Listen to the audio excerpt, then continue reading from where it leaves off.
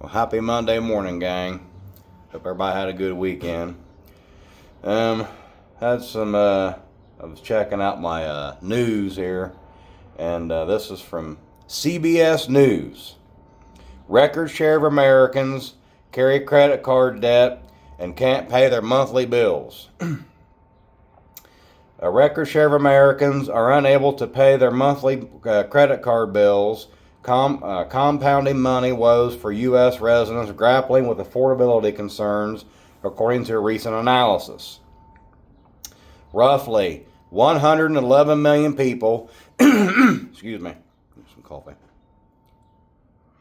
Good hot coffee. 50% of Americans with credit card debt and 40% of the U.S. population.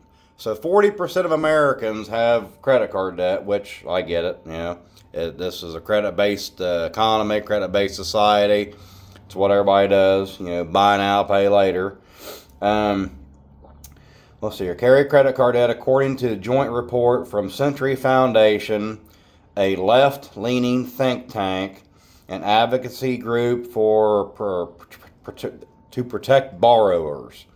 That's a 17% increase from 95 million people who were in the same situation only 5 years ago. Now, in short, this is not hard to figure out. I mean, if people can't pay their credit card debt, or they've maxed out their credit cards on top of their monthly bills, there is no more money to put back into the economy. There's no money for spending. It's tax season. A lot of people get tax refunds. That was something else I was going to talk about was, all these student loan borrowers. Where was it? It was a one. Hold on, here we go. Let's see here. No. The student loan borrowers in default is up to 25% and face either garnishment or tax refund seizures. So, just like the people with credit card debt, you're going to have people like the student loan people not paying their student loans. Well, if their paychecks are getting garnished or their tax refunds is garnished, that money is pulled out of what would go into the economy, because they would use it to go on trips, buying stuff on Amazon or wherever they want to buy it at. And it's squeezing and squeezing and squeezing, and that's why things continue to get worse. Here's another good one. Let's see here. Commercial mortgage-backed securities. They are, let's see here. Okay, now here's the thing with this. Now they spiked at 12.34% at the end of 2025, so December 31st. They've dropped from 12.34% down to 11.2%. Now here's why. They were going in to explain.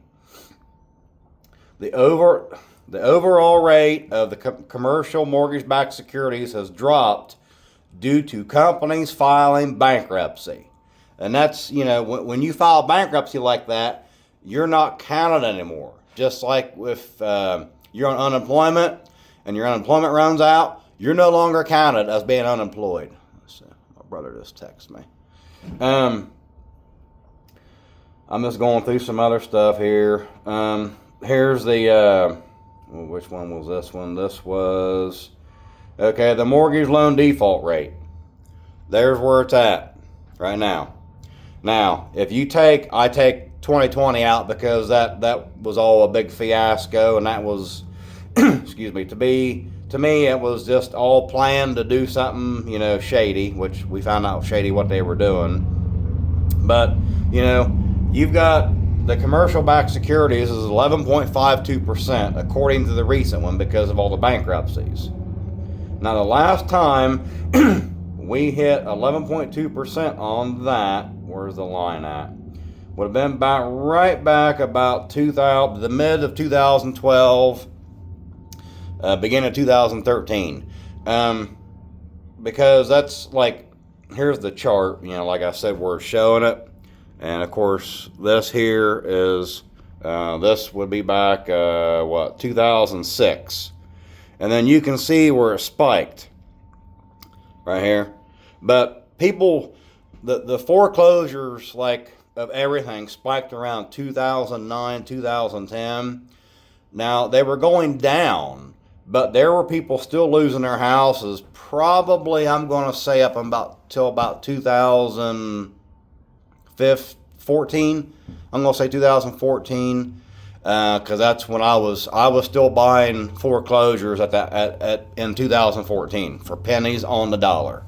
But all that money, from the people not being able to put money back in the economy. You've got these businesses that went bankrupt, so the default rates, it goes up, but it goes down. But technically, it's still up, because even though you file bankruptcy, I mean, to me, you're still a part of that list. But they're not going to tell you that. They want to try to make it sound better, to try to anything they can get to get those numbers down, because it is going nuts. Now this one here was a good one. Okay, FHA loan delinquency is the highest of all the mortgages right now. Let's see here. As of the end of quarter 4, 2025, FHA delinquency was at 12.52%. The highest since quarter 2 of 2021. From all that COVID stuff. Mainly driven by pandemic era relief. So, people want to say that we don't have, ninja loans and all this stuff. We do. I mean, that right there tells you that the reason the default rate is going up on FHA, first-time home buyers, was because they could not afford the house to begin with. They were reliant on those COVID checks. And that's what I'm talking about. This is all driving everything up. And all this data is finally leaked coming through, where people like me, I've been showing you guys what's going on. I've been telling you guys what's going to happen. And it's finally coming out. I mean, if you can't afford the house, which they couldn't, and they were relying strictly on their COVID checks to boost their income per se, so they could get that loan, because, the mortgage lender, they wanted to get the loan because they get paid. The realtor wanted to get paid. That's about, marry the house, date the rate, buy now or the house is going to keep going up. Well, yeah, they all fed into this crap, and now it's all coming back out. And there's some people that's claiming that we're going to have, at most maybe a 15% drop in house prices. No, as this stuff keeps piling up and piling up and piling up, you're going to see anywhere from, 40 to, I wouldn't put it past it to go up to 60, if not 70%. These house prices are going to drop. Is how bad this is going to get.